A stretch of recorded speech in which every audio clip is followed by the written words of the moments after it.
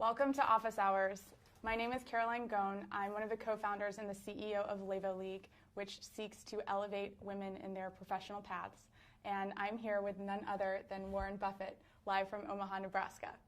Thank you so much for joining us. We're so thrilled to have 60 viewing parties around the United States and around the world tuning in, students, young professionals, all of you who are watching on everything from YouTube to Fast Company. We're so thrilled to have you, and we're so thrilled to take this next step in democratizing mentorship here today.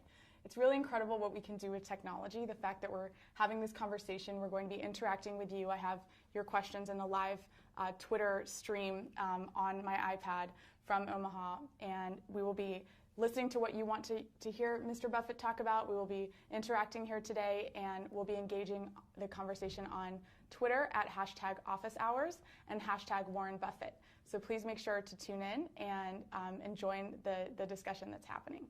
It is such an honor to be here with Warren today. He, as you know, is one of the best known investors and entrepreneurs of our time.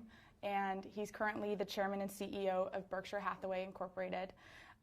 Recently, he made headlines for being bullish on a surprising new investment, women, and that's part of what we're here to talk about today. So he wrote in Fortune last week that we've seen what can be accomplished with 50% of the population. Imagine what can be accomplished with 100%. And we cannot wait to engage in that dialogue here today. We hope that you'll share what you learn on social media and that you'll continue to ask Warren questions here live so that we can make full use of this hour that we have with him. And let's get started. Let's do it. Without further ado, let's get started.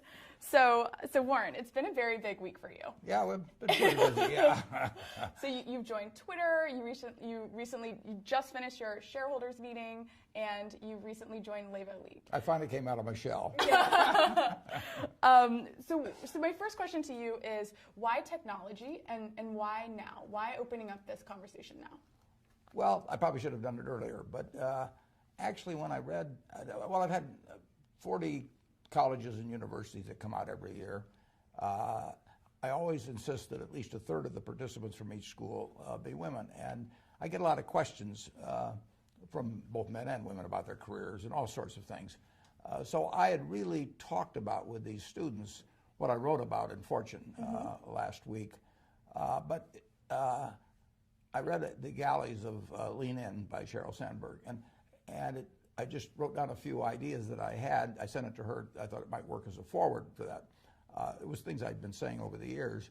It didn't work as a forward there, but I decided that it really was time to speak out on this. So I sent it into Fortune, and they ran it. And then the social network type stuff, which I'm back in the 19th century normally, but it was a means of getting it more broadly distributed, and it seems to work very well. Absolutely, and we're thrilled that you're on Twitter and joining Levo. So yeah, the 20th century isn't so bad. Maybe I'll get to the 21st one of these days. I mean, before we get into these questions, you've really experienced over the course of your lifetime such a transition from, women having one specific role in society and even technology having one specific role in society to where we are today. Do you want to just paint a picture, give a little bit of color to what the world was like when you were growing up and what it's like today and some of the things that you've seen change? Yeah, it's really true, Caroline. I was born in 1930. I had an older sister, Doris, a few years older, a younger sister, Bertie, a couple years younger. And they're absolutely as smart as I am, probably a little smarter, and much more personable. they got along better in the world and all of that. Our parents, loved us all equally. They never told my sisters, you can't do this or you can't do that, verbally. But every message they got from society, from their teachers in every way, was that their job was to marry well, and if they insisted on working, that they could be a secretary or a nurse or a teacher. And essentially they were telling me, again silently in many ways, that the sky was the limit. So we would go to school and we'd get similar grades. They would be very popular. I mean, they had everything going for them, except for the fact that they were women. Right. And here in 1776, we said, these truths are self-evident, that all men are created equal. Well, they must have had their fingers crossed because, you know, the Constitution came out. It was drafted 11 years later, and it used a whole bunch of male pronouns in Article 2 describing the presidency. And we went for decade after decade after decade not using women. And imagine if we'd said that all the males under 5'10" could only work in 3 occupations. It would be crazy, wouldn't it? Right. But it's just as nutty, in my view, to say half the population because of their female. I mean, the talent is there, but society just said, you know, if you want to be a teacher, fine. If you want to be a nurse, fine. If you want to be a secretary, fine, but forget everything else. Mm-hmm. So I have seen that change in my lifetime, although change was slow. I mean, we had the 19th Amendment passed in 1920, and as I point out in my article, the next 33 appointments to the Supreme Court were men, and the odds of that being by chance were 8 billion to 1. I mean, so now part of that was just inertia. Part of it was that attitudes dropped slowly, but part of it was that men liked it the way it was. But it has changed a lot for the better. There's still important ways to go. But my business class at Columbia in 1951 had 1 woman in it, you know, and I mean, it was a joke. That's changing. But I also said I've seen this with males too, but I've seen very, very bright women. I used the example of Katharine Graham, who was outstanding. While she was CEO of the Washington Post, the stock went up 40 for 1. She won a Pulitzer Prize. But she'd been told by her mother, she'd been told by her husband, she'd been told by lots of people that women weren't as good as men in business. It was nonsense. And I kept telling her, you know, quit looking at that funhouse mirror. You know, here's a real mirror. You're something. And as smart as she was, as high grade as she was, you know, as famous as she became, right to her dying day, you know, she had that little voice inside her that kept repeating what her mother told her a long time ago. So everybody should get a chance to live up to their potential. And women should not hold themselves back, and nobody should hold them back. And that's my message. I love that. And it's so interesting because we recently had an office hours with Sheryl Sandberg, as you know. And one of the things that she talked about was this little voice that you're referring to. Yeah. And the fact that, for whatever reason, women in particular grow up with this voice, and you can call it guilt, you can call it self-doubt, you can call it whatever you want, but it exists and it doesn't really go away.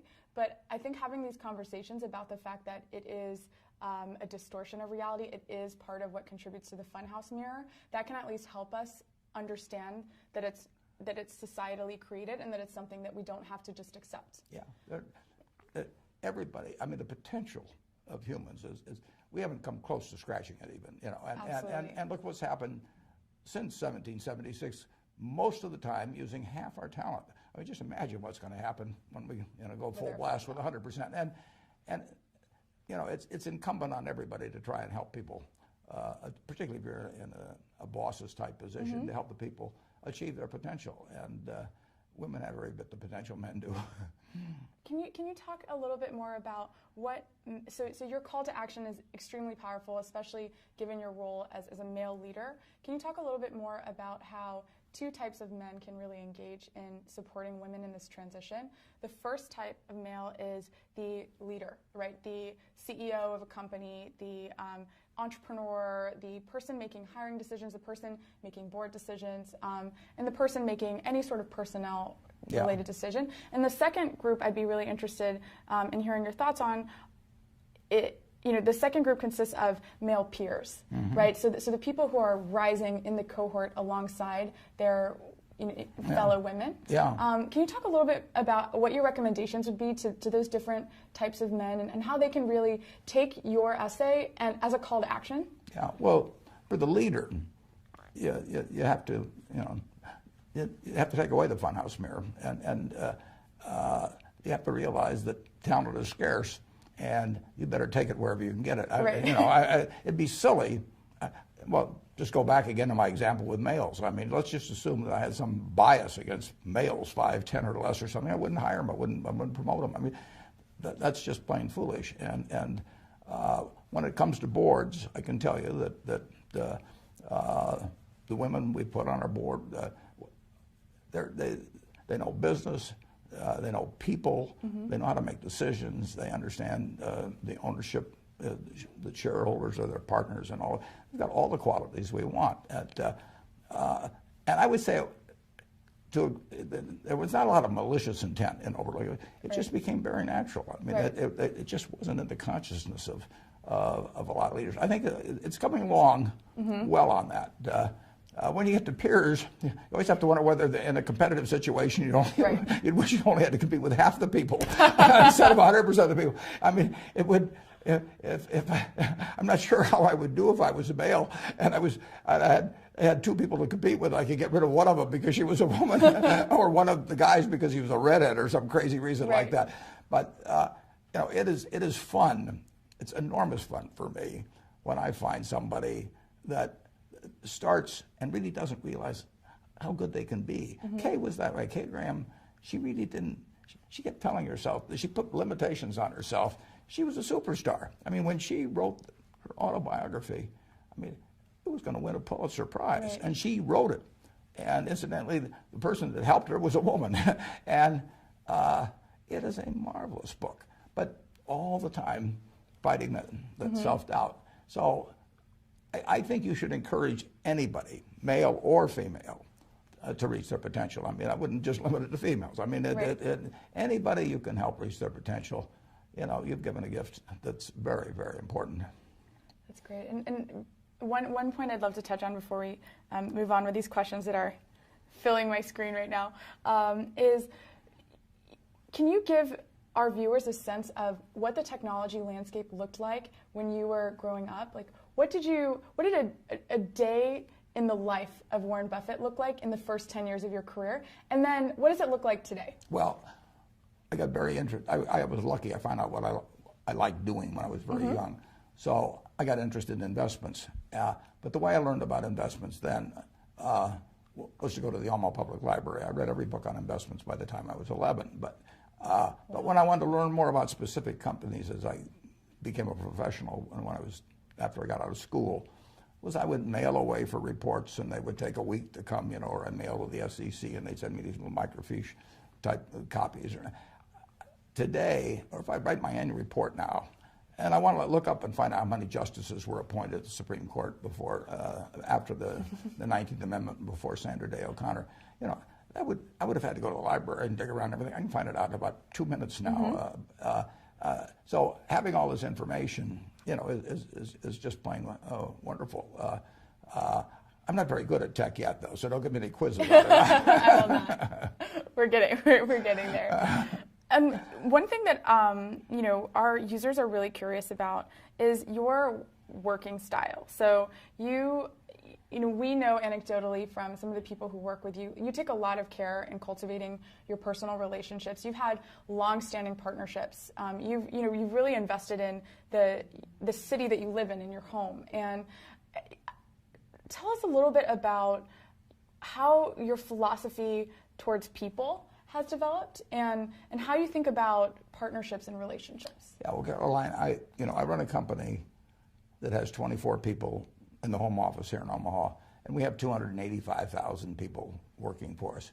We probably have 50 CEOs that report to me. Well, obviously, we can't run anything from headquarters, and I don't want to run anything. I do not want to have hundreds of people here and have to think about everything that goes with it. So I have delegated like nobody's ever delegated with a company of this size, and I trust the managers, and most of them are already rich. We buy their companies for hundreds of millions or billions of dollars. We don't get contracts with them to keep working. They have to go to work every day because they want to go to work, not because there's some contract or because they need the money. So I try to create the conditions that will cause them to really rather be at work than on some yacht someplace, which they could easily afford. And I say to myself, how do you get people that don't need to work? Well, you give them something that they love to work on. Right. And, I don't need to work, but I jump out of bed every morning. I'm excited. I come to the office because I think I'm painting this painting, which is Berkshire Hathaway, and the canvas is of unlimited size, and I get to paint, and I get to paint the way I want to paint. And I feel the same thing works for our managers. And, every now and then you have a disappointment, but overwhelmingly, if you put trust in the equation with people that have already shown they have a lot of ability running their business, And it's real trust, and they don't report to committees at headquarters or do anything like that. We've never had a committee meeting. We don't have any committees, so how could we have one? And overwhelmingly, those people do a good job, and then they deserve appreciation when they do it. I like applause, and if I like applause, I'm sure they like applause. And what they really like is intelligent applause from a real critic, and they get that one. They get that from me, and in terms of people working with, my partner is a fellow named Charlie Munger in Los Angeles. We started working together 54 years ago. Wow. We are very strong-minded. We often disagree. We have never in our lives had an argument with each other, and we never will. It just doesn't happen. I mean, he's a wonderful partner. He always gives me credit for more than I'm doing. And if he has an idea and it's a good one, he says it's my idea, and if it's a bad one, he says it was his idea. He's just a perfect partner, and totally. I mean, we challenge each other and all of that, but it's a lot more fun accomplishing things in life with a partner, frankly, than by yourself. Mm-hmm. And that gets to the whole context of community building. And one of the big messages that we really advocate for at LEVO is the importance of creating a community around you of mentors and of peers who help you succeed, help you along that path. Mm-hmm. Can you tell us a little bit about, and you started to discuss this obviously in the context of your mentorship relationship with Kay in your essay, but can you talk to us a little bit about maybe some of the unsung heroes in your life, maybe some of the people who've influenced you or supported you, but who haven't been as visible as others that we may have already talked about? Well, Caroline, I mean, if you tell me who your heroes are, I'll tell you how you're going to turn out. I mean, it's really important in life to have the right heroes, and I've been very lucky in that. I've probably had a dozen or so major heroes, and none of them has ever let me down. I mean, and you really you want to hang around with people that are better than you are. Absolutely. You will move in the direction of the crowd, that you associate with. So I've had these heroes, starting with my dad, but my first wife, I was a mess when I met her, but she did all kinds of things for me. I mean, no, I'm not kidding. I mean, I would be an entirely different person if I hadn't married her. It's very important to marry well. I had this wonderful teacher, Ben Graham. I've had other teachers like my friend Tom Murphy, that's on the board of Berkshire. A fellow named Joe Rosenfield in Des Moines. But you mentioned me being a mentor to Kay. Kay was a mentor to me too. I mean, she taught me a lot.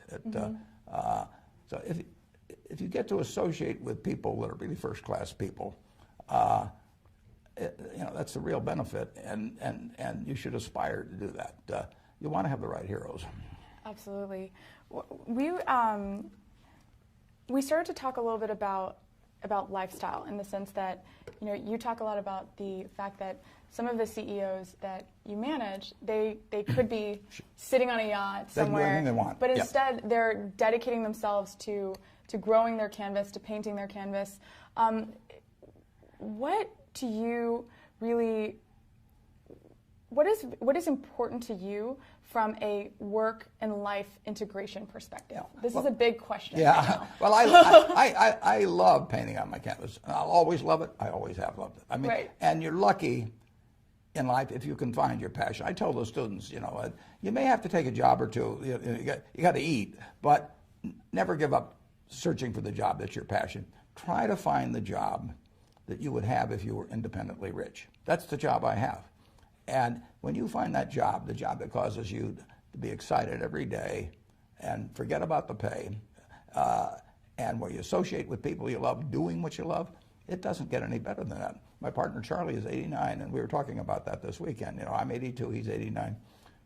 We do what we love every day with people we love, and they seem to like us okay. So, how can it be any better? And just cost of living does not equate to standard of living. And the standard of living is, achieving what you want to achieve, working with people that you love. And you don't need that much money. Aside, right. I love to ride around in a private plane. I will totally acknowledge that. Leaving that out, I basically, leaving out taxes and charity and things like that, I can easily live on $100,000 a year. And I wouldn't live better if I had 8 houses, if I had, a 400-foot yacht or anything of the sort. I've been on 400-foot yachts, and I've been in a lot of fancy houses, but I'm in a house that I bought 55 years ago. It's warm in the winter, it's cool in the summer, it has everything I wanted, plus it has all kinds of good memories. You know, right. my kids have good thoughts about it. I can't imagine living any better. I paid $31,500 for it. I could pay $31 million for a house, and it wouldn't do for me what this present house does. We have a question from Carlton in Philadelphia, and she asks, at what moment did you know that you were on the right track? So when did you identify that you had found that passion, that you were painting the canvas that you wanted to continue painting? Well, that's where I was lucky, because I did stumble into the fact, my dad had a small brokerage firm, and I would go down on Saturday morning and to go to lunch with him, and it was a big deal. But in the morning when he worked, I would read the books there, and so I found it very early. And not everybody does that. That's just plain luck when that happens. So I always knew the path I wanted to follow, and I was intellectually okay with it from the start, but I got messed up to some extent when we moved from Omaha to Washington. I didn't adjust very well, and my grades were terrible, all kinds of things. So I got very off the track, and it took my wife, basically said she just had to have this little watering can that she sprinkled on me, and finally the flowers bloomed. But it took a while, and I was very fortunate. One of our members is actually asking as a follow-up question.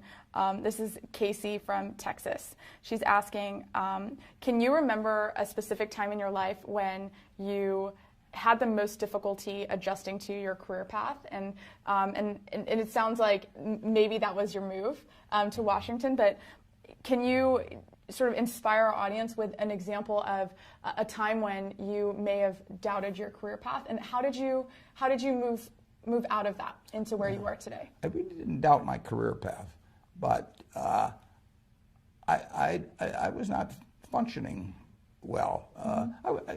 I was okay in some respects, but not in other respects. And I was terrified, for example, both in high school and college. I don't know when it started, but I became terrified of public speaking.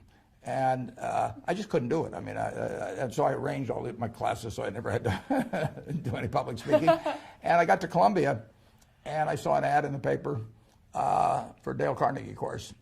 And I went down, it was somewhere in the mid-40s. And I gave the guy a check for $100, and I went back and stopped payment. I lost my nerve. And then I got out of Columbia actually when I was 20, and I came out to start selling securities in Omaha. And I realized I had to get up and be able to get up in front of people. I couldn't go through life this way. So I saw an ad again in the local paper that there was a Dale Carnegie course being given. I went down, and I gave the fellow $100 in cash. And I became associated with 30 other people in the class. We couldn't stand up in front of a group and say our own name. I mean, it was pathetic. But that class changed my life in a big way. Wow. As a matter of fact, they used to give a pencil every week for whoever did the most with what they learned the previous week. And during that class, I proposed to my wife, and she accepted, and I won the pencil that week. Oh, wow. So it's important. I mean, you've got to be able to communicate in life, right. And it's enormously important. And probably the schools, to some extent, underemphasize that. I mean, you start going for an MBA, and people think it's kind of beneath them to teach you about communication. But if you can't communicate, if you can't talk to other people and get across your ideas or write, you're giving up your potential. And anybody that's got a career potential of X, I guarantee it'll be 150% of X if they really learn how to communicate well. So that was a big part of really succeeding in my career, when you get right down to it. And then I was fortunate enough to pick up a book when I was 19 by a great teacher, Benjamin Graham, and he taught me a lot about investments, but it was really my dad and my wife that taught me about life. So is your number one, so multiple people, including Devin here from Charleston, asked, what's the one piece of advice you would give to a fellow introvert? And we talked a little bit before this about the fact that this is not in either of our comfort zone as fellow introverts. Yeah. So would your advice to a fellow introvert be to just sort of confront that fear, go to a communication class, and just practice out of the fear? You have to do it. I mean, you have to do it, and the sooner you do it, the better. I mean, it's so much easier to get the right habits when you're young than work later on. And I mean, I think they have Toastmaster clubs. I don't know what they all are, but if they're you know, to get over fear of associating with people, you got to go out there and associate, and it's painful. Mm-hmm. It's very painful. When I finished the Dale Carnegie course, now I'm 21, proposed, got accepted, and everything, but I was very worried that I would lapse back like I was before. So I actually went up to the University of Omaha, and I want to teach. Mm-hmm. And fortunately they accepted me. So I started teaching a class at night when I was, I believe, 21. And you know, you've got to do. You got to force yourself sometimes to do things, and I know it isn't easy because it wasn't easy for me. When I started selling securities, I was 20 when I started selling securities, and I would go out. I used to walk around downtown Omaha and call on people, and there were people that I knew weren't going to be that friendly sometimes. I'd walk around the block 3 or 4 times sometimes before I'd walk in. Work up the nerve to get in there. Absolutely, you know, it's not a bad thing to take a job as a salesperson, mm-hmm. just to interact with people. I used to sell shirts at JCPenney Company. You know, I sold men's suits, I sold children's clothing, and if you are somewhat introverted, like you say you are, and I know I am, just getting out there and forcing yourself to get into a situation where you talk with people. Most of them don't bite. You know, you've been in a teaching role, and you've been in a student role. And what would you say, this is a question that we're receiving from Carly, what would you say is one thing that you feel that the American educational system can do a better job of equipping our young people with? Well, the job of teachers is to enable the students to reach their potential. Mm-hmm. And you know, a great teacher, I've got a program that, I don't know now, for 25 years, we give awards to students that are nominated as great teachers, 15 of them every year. I mean, a great teacher, it's a gift, you know. And in A Man for All Seasons, somebody comes to Sir Thomas More and says, "What should I do?" And he said, "You should become a teacher." And the young man says, "Why?" Nobody will ever know. And the fellow says, Sir Thomas More says, "No, that's not correct." He says, "You'll know, your students will know, and God will know." He said, "Not a bad audience." Not at all. Actually, Danielle from Canton, Ohio is asking, what are you currently reading? What's on your book stand right now? Well, my book stand has about 100 books piled up. I love to read. I don't read as fast as I used to, but I've always loved to read, and I like to read biographies. I just read the book, The Patriarch, about Joe Kennedy, for example. Mm-hmm. I love reading biographies.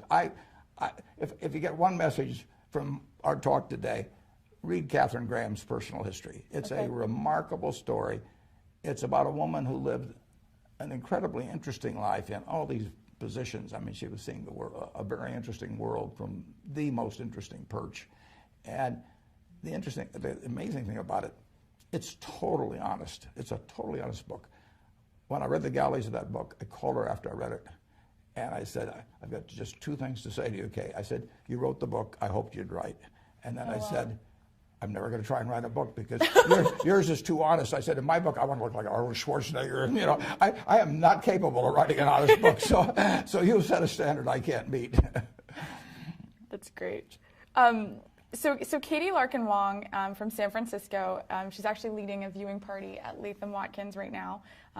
Hi, Katie. How are you? Hi. She asked, you know, you've really become a proponent of you know, female to male and male to female mentorship, and you know, you shared the story about Kay that you wrote about so eloquently and so compassionately. And you know, what advice would you give to young women who are seeking male mentors?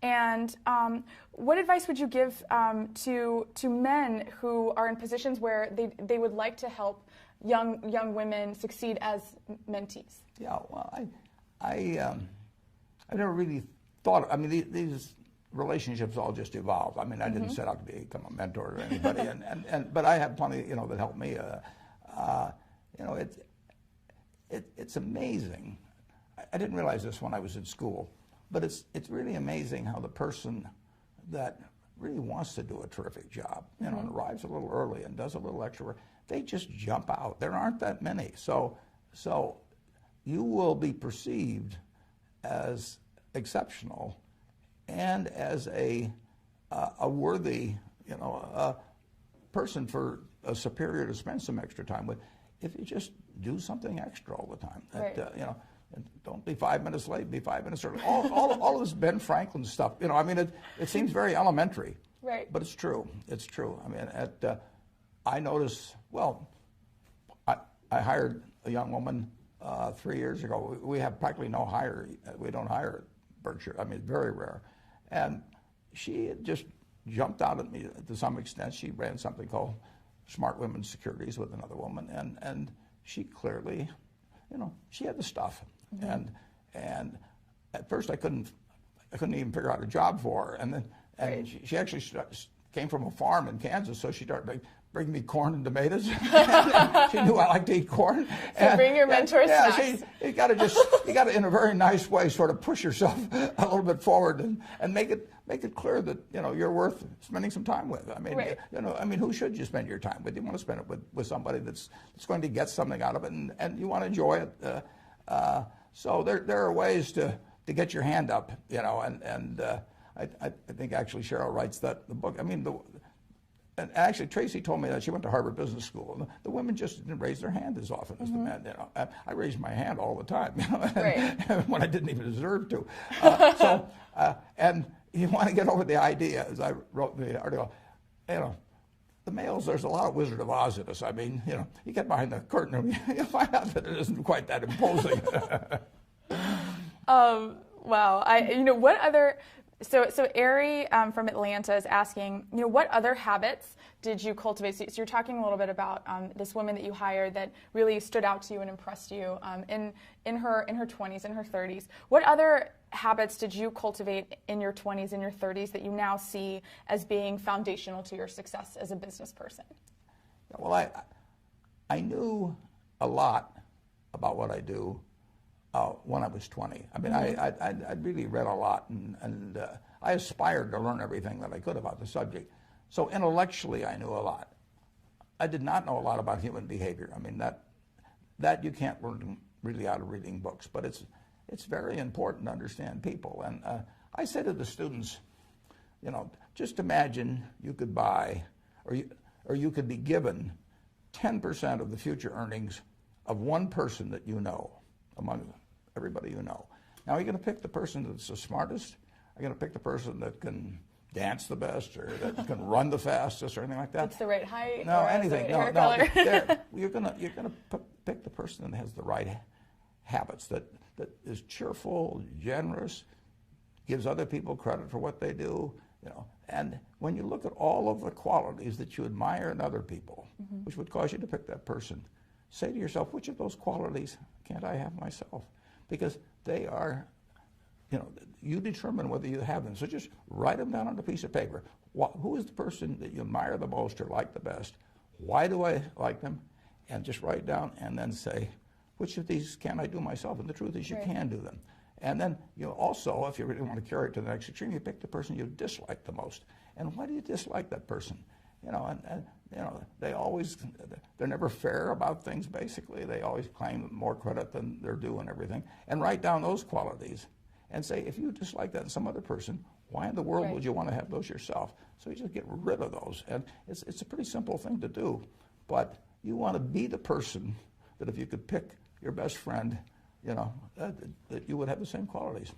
Wow, that's really, and I think that's a new approach to this concept of professional development that I'm sure our members are really enjoying right now. One question: you can't change your IQ. You can't change how high you can jump or all of those things. But if you look around the world at the people that succeed and the people that other people want to work with, the natural leaders, it isn't because they have the highest IQ or they can kick a football the furthest or anything like that. They're people that you want to work with. I mean, I've got a wonderful friend named Tom Murphy. I know I would do anything for him. You know, he's never going to ask me to do it, but I mean, I want to. But I want to do it. I mean, I want to do it. I mean, he's done so many things for me, and you know, he doesn't have to pay me to do it or anything of the sort. That's what you want to. You want to look for that, and you want to be that. Who is one person who you have met recently who's really impressed you, and what about them really stuck out to you? Well, it's interesting. I'm going to meet Chelsea Clinton in about a week, and I'll bet I would give that. I'll bet after I meet her, we'll I give predict her that it's answer. Chelsea. Yeah, I'll predict that. Yeah, yeah. No, that's a good question. Obviously, I've hired now these 3 people in the office, and they must have really impressed me. Because we don't hire very many people. No, right. No. And one fun question that's come from Twitter is, if you could pick one person, living or not, to have dinner with, tomorrow, who would you choose and why? Well, it'd be my dad and my wife. Yeah. That's great. Alrighty, so we're going to move to a little more of a discussion around leadership, success, and entrepreneurship. So Aaron from Los Angeles is asking, what are you most concerned about and what are you most excited about for future generations of young people as they ascend into the professional world? Well, the future is terrific. I mean, I would love to be a child being born today, particularly in the United States. It's so much better. And I mean, just think how much better it would have been for my sisters if they'd been born today or been born 10 years ago than being born around 1930. So, the potential is absolutely terrific. The thing we have to worry about the only thing really to worry about, you have to worry about economic things in this country. I mean, this country is going to move forward just like it has. In my lifetime, the real GDP per capita has gone up 6 for 1. Wow. There's nothing like that in the history of the world.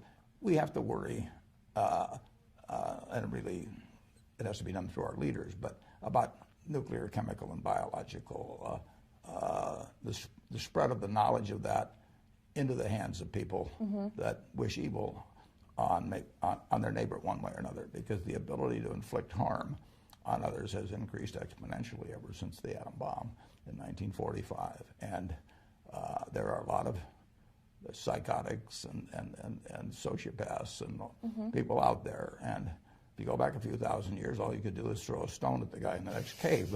But now you can do a lot of damage. Right. And that's the cloud always on the horizon. But other than in the economic sphere, in medicine, education, all kinds of things, the potential is, we just started. Right, absolutely. We talk a lot about the fact that we are very fortunate to have been alive during this period of complete information transformation and technological transformation. And it's unbelievable. Right. I mean, in the last 15 or 20 years, the things I can do now that I couldn't do 15 or 20 years ago, it's incredible. Just in gathering information, but also I play bridge on the computer, a dozen hours a week, and I have so much fun doing that. And I can arrange a game in 30 seconds. And it used to be I had to call people and they'd get them together. Right. It's a wonderful world. Who is your favorite bridge partner? Well, my favorite bridge partner is Sharon Osper, who lives in San Francisco. She's a 2 times world champ, and I'm 2 times world chump. But we have a lot of fun together playing, and she's been great. I mean, we started playing together 20 years ago, and it's because of the computer. I can play with her, obviously, if she's in San Francisco. Right. And bridge is a partnership game. I mean, it's almost like dancing, intellectually, because you really have to be in tune with the person you're playing with, and you have to bring out the best in them, and they have to bring out the best in you. And not all couples achieve that. Right. Sharon and I like to play against married couples sometimes. When they get mad at each other, they stay mad, and they do foolish things. So my parents have been trying to convince me to learn bridge for about 25 years. So I am now officially converted. If Warren Buffett thinks that bridge is a valuable intellectual exercise and partnership exercise, done. I will now commit to playing bridge. You'll be good too. Thank you. And I will return to Omaha and challenge you. Good. Good. I'm not going to play you for money. You look tough. So what do you? So people are reacting so quickly. So Shocker from New York just asked, speaking of habits and speaking of games like bridge, what other daily habits do you have, and which ones do you find to be the most rewarding? Well, I am really a creature of habit, but I read at least 5 hours, probably 6 hours a day, and wow. I just like to read. Now, a lot of it ties in with the business I do, but I enjoy it. I wouldn't be doing it otherwise. I mean, if I'd rather be out on a yacht or out playing golf all the time, I'd do that. But I just love getting more information, and I like building Berkshire. It is my canvas. So I spend a lot of time doing that. I play some bridge. I talk to my friends, and I pretty much don't do anything I don't like to do. I'm very fortunate in that. I mean, I really don't have to do almost anything. I mean, right. I don't. I would not like to be president of certain organizations because there's so many obligatory duties, lots of speeches or something of that sort. And I am pretty much in command of my own time. And you can say, well, it's kind of a crazy way to spend it, but I have a lot of fun doing it. One question that we've received from Twitter is around the cultivation of time. Learning how to say no is equally important to learning how to say yes when managing your own time in your life. Absolutely. Can you help us understand how to cultivate that mindset of being comfortable saying no, being comfortable delegating? This is something that we found with our members is especially difficult for young women. It's tough. And we'd love to just hear your take on that, and maybe any advice you have to share about that. I met Bill Gates in 1991, and when I did it, we had a great time talking. He thought he was going to hate it, and I wasn't too keen on it either. And about 10 hours later, we were still talking. But what really got him was when I pulled out this little date book. I'm probably the only guy in the United States with one of these still. Oh, no, I have one over there. And I just flipped through it, and there's practically nothing in it. And Bill was really impressed by that. And you've got to keep control of your time, and you won't keep control of your time unless you can say no. Mm-hmm. You can't let other people set your agenda in life. And of course, I know I'm in a very fortunate position on that because and in another way, I'm not so fortunate because more people ask me for things, and they're usually friends, and they say, well, can't you just make this one talk or attend this one graduation or whatever it may be? You just have to develop the ability to say no and do it a few times. If a woman can't say no, she's in trouble, right? Right. And I mean, is this something that becomes easier over time, or how did you? I don't think it gets a lot easier. No, there's a few things that really just are uncomfortable enough. The thing I dislike the most, the only thing I really dislike in connection with my job, is if I have to fire somebody. I mean, that does not get easier for me as life has gone along. And saying no is not like firing people, but it's got a little bit of the same aspect to it. It's not easy to say no, particularly to a friend. But I will have every day 3 or 4 or 5 requests to do something, and I can't do them all. But I'm not promising it gets easier. but just keep doing it. Otherwise, other people will be running your life. I think so you referred to hiring and firing, and just kind of going back to some of the more important discussions that have to happen in the context of an effective business. Shannon, in particular, from Florida, is asking, what tips do you have on how to really negotiate your worth in the workplace? Whether it's negotiate your salary. We had Equal Pay Day recently, and that's something that we really worked to teach our members how to do. Like, what advice do you have? Well, that was one of the interesting things, because in Cheryl's book, she talked about when she went home and sort of was going to take the first offer someplace, and her husband told her, you're crazy to take the first offer. You ought to negotiate. I've actually had a little different experience in life. I wanted to go to work for my hero, Ben Graham, after I got out of school, and he said no, and I came out here and worked for a few years. In 1954, he said, Warren, next time you're in New York, I'd like to talk to you, and I sort of figured it was going to be a job opportunity, so I was there the next day, practically, and he said, yeah, we'd like you to come to work for us. I never asked the salary. I took the job. I mean, I knew he was going to be a fair person, and I did not know my salary until I got my first paycheck. We'd moved to New York with a baby and one on the way, and I'd gotten an apartment, and I found out what I was earning at the end of that time. I do very little negotiating with people, and they do little with me in terms of it. And Cheryl, said that, and maybe if I was a woman, it'd be different because they might be treating me unfairly. Right. But I don't think when you find who you want to work for and what you want to do, I don't really. I wouldn't believe in negotiating much. Although, like I say, if I was a woman, I thought I was getting paid considerably less than somebody else that was equal coming in. That would bother me a lot. I probably wouldn't even want to work there. I mean, I'd probably want to. If somebody's going to be unfair with you in salary, they're probably going to be unfair with you in 100 other ways. So I disagree a little with Cheryl on that. And one of we have about 10 minutes left, so I'm going to give you about two or three more questions from our audience here. Okay, great. And we have a question here from a young lady named Nancy, who is writing to us from Entrepreneur Magazine. And she has a question about entrepreneurship. And, obviously your path as a very successful entrepreneur. She would love to understand from you, if success is contingent on a good plan, excellent education and execution, and a driven mindset, what do you think makes businesses fall apart when all of these factors have been met? Sorry, go ahead. Some businesses are just tough. I mean, a significant percentage, of the restaurants that open up this year are going to fail. I mean, there are a lot of tough businesses. I've always said, if you want to be regarded as a great business person, find a great business. And there's a huge difference. I mean, it does make a difference. I use this analogy when I got out of Columbia, one of my best friends was a terrific talent, and he went to work in the steel business, and he did okay, but it was the wrong business to be in. It's very important to get on the right train. I mean, you want to get on a train that's going to go 90 miles an hour, and not one that's going to go 30 miles an hour, and you're going to try to figure out how to push it along a little faster. Right. So it really does make a huge difference.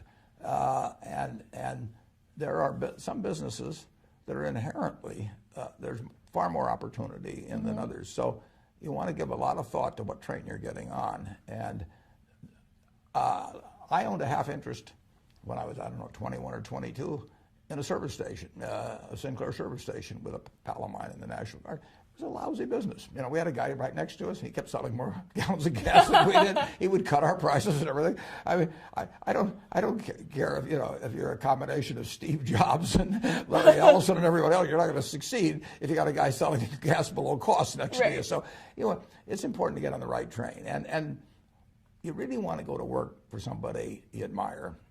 Or a business you admire. I mean, you're going to do so much better if you go to. If I'd gone to work for my friend Tom Murphy, it would have worked. Who knows what the first job would have been or the second job, but I would be learning every day from him. Not only the mechanics of a business, I'd be learning how to work with people. He would raise my sights. So you really want to be working for somebody you admire. If you're working for somebody that causes your stomach to churn, right? Maybe you have to keep doing it, to keep eating for a while, but don't settle for it. Okay.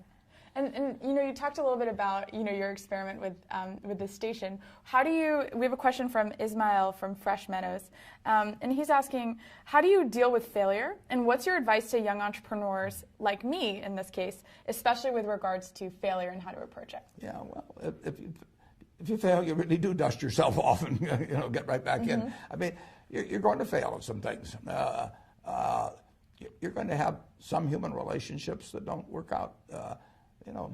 Fairly significant number of people get divorced. I mean, that's a very big decision to have turn out badly. But I think if you study almost everybody and read Kay's book, Personal History, and everybody fails at some things. Right. I mean, particularly when you're younger. I mean, you do have less experience in evaluating humans and just knowing about whatever it may be businesses.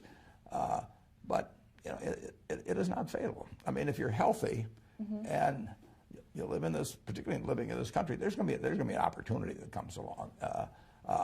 I got turned down for the Harvard Business School when I got out of the University of Nebraska, you know.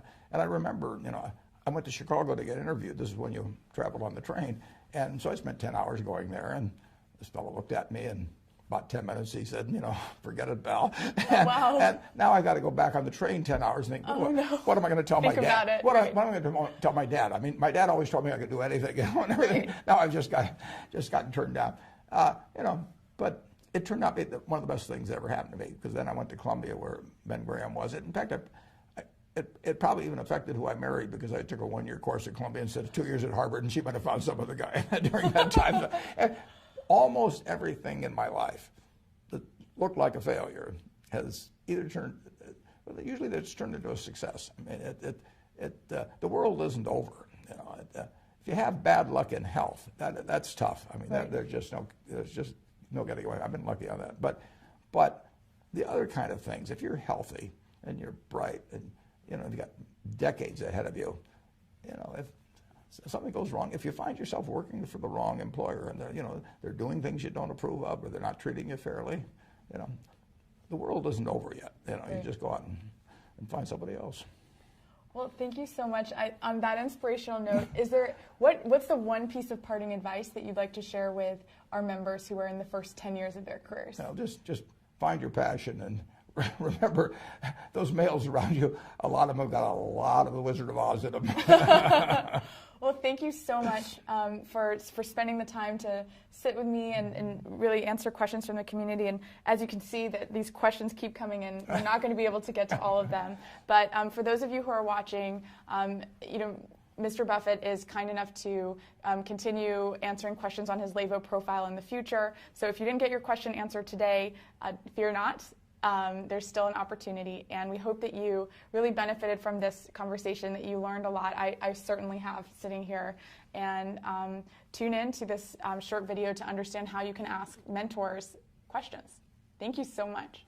And thank you, Caroline. Thank you.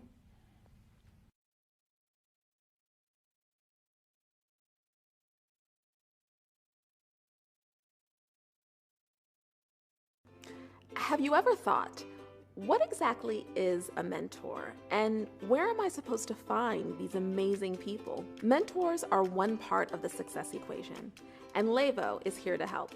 Levo mentors have experience and insight from overcoming their own professional challenges, and a passion for sharing their stories with you to help you elevate your career.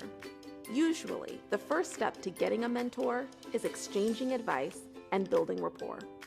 So we're thrilled to introduce a new feature called Ask a Question. Connect with the Levo mentor by clicking follow under their name and image. Request advice by typing your question into the Ask box.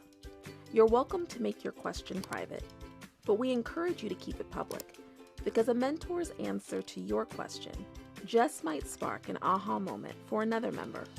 Not ready to ask your own question? Just follow others, and you'll still get great advice.